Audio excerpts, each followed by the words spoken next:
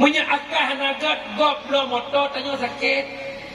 Goblok kalau kah golai celok cok kalau kah baru puas sejuk nak kalau kah kau. Kalau kah baru. Yang punya deh abu gula motor fortune urus sampai rumahnya setrap tu.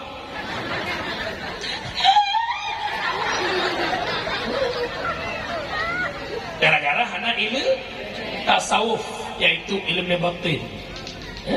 Le kejadian aku. Ulam nasirah Korea ke bawah kampung simpan gua, saya boleh gua ke gua enmek. Penenteng. Ni kamu tunggunya buat wek gadah di malam buat apa semua. Asal malam ke gadah subuh ada rumah sudah motor fajro fortune sakit kau.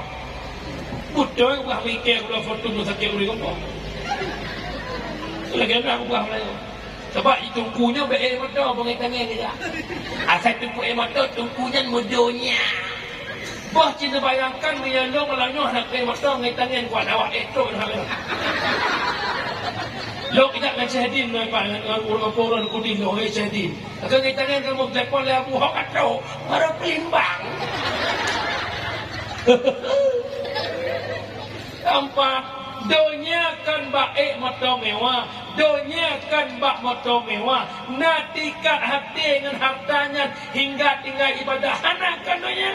Malah dengan nanyan mudah untuk akhirat. Semua pun kena kedih mangat kejap. Mudi-mudi ke tunggu bercanda. Ya motor saya tu. Dia tu kedih. Nak alfa kedua kalau di dalam. Kejap tanya yang kalau belum alfa boleh baca Al-Fatihah. Mumpung